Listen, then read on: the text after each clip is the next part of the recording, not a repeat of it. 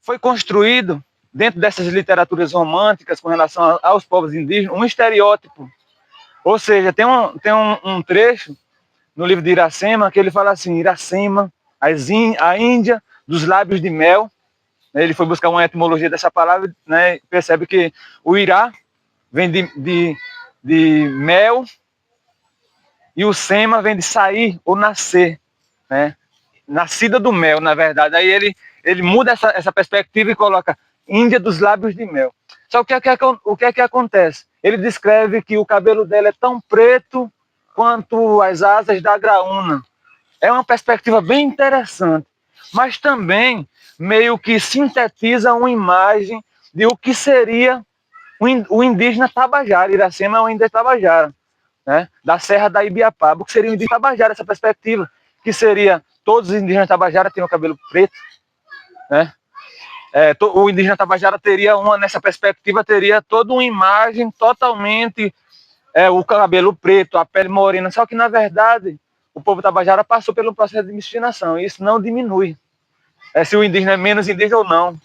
Isso não constrói essa perspectiva.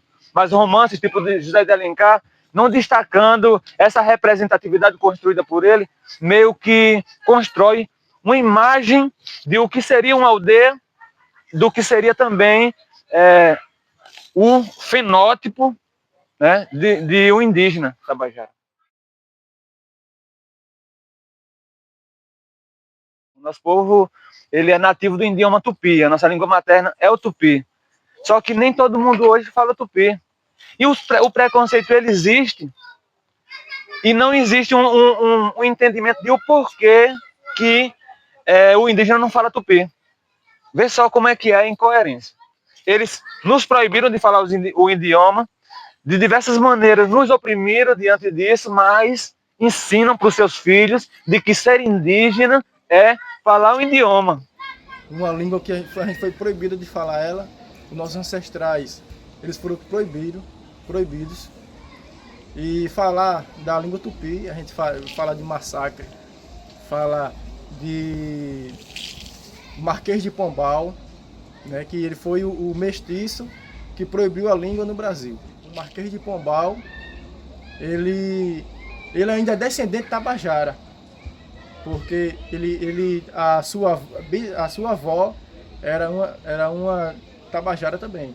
E hoje estamos nesse processo de trazer de volta a língua dentro dos cânticos indígenas, dentro do nosso toré, dentro de apresentações, de espaços políticos e de reafirmar de volta esse bem que é um patrimônio imaterial e um patrimônio material para a sociedade. Quando se fala de tupi, se fala da mãe terra da natureza, mas como?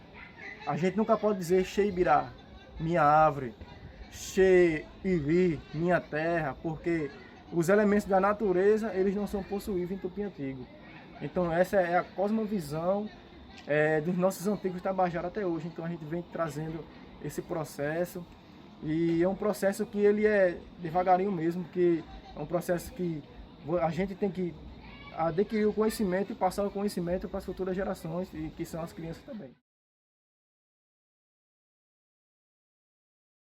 Eu gostaria de pontuar que o artesanato, assim como as demais atividades tradicionais que nós temos, é uma fonte geracional, né, que é passada de geração pós geração, que oportuniza que os nossos conhecimentos eles se mantenham e se fortaleçam. O artesanato tem uma forte influência como expressão cultural, né, de nossas tradições, e também funciona como uma fonte de renda dentro da economia criativa, onde a gente tem a oportunidade de expressar a nossa tradição, nosso conhecimento,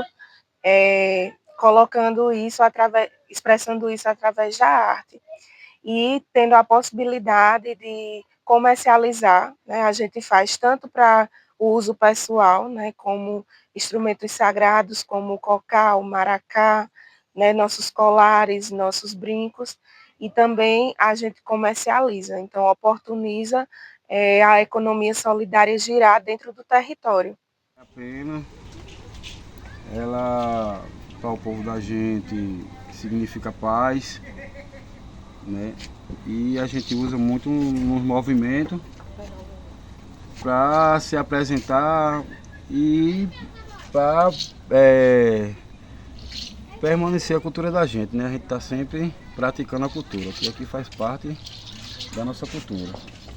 Então a gente, quando sai para um toré, quando a gente vai para qualquer tipo de movimento, seja ele qual for, a gente temos que botar em prática os nossos uso e costume, né? Que já passei preconceito na escola, a professora quis apagar a pintura do meu corpo com água sanitária, mas a gente chamou os órgãos competentes e aí tomaram as cabíveis providências. E a pintura ela tem um segredo. Nós, quando faz ela fica dessa cor aqui que você está vendo. E depois dela já assim, com 2 dias, 1 dia de feito, ela chega a esse resultado aqui, que você está vendo bem pretinha. Nossas músicas indígenas, ela é uma coisa respeitável, porque toda música nossa é um pedido, nossos toré, falando nas matas, falando nos pés de ave, falando principalmente na região que é uma área que a gente cultua muito, a Jurema sagrada.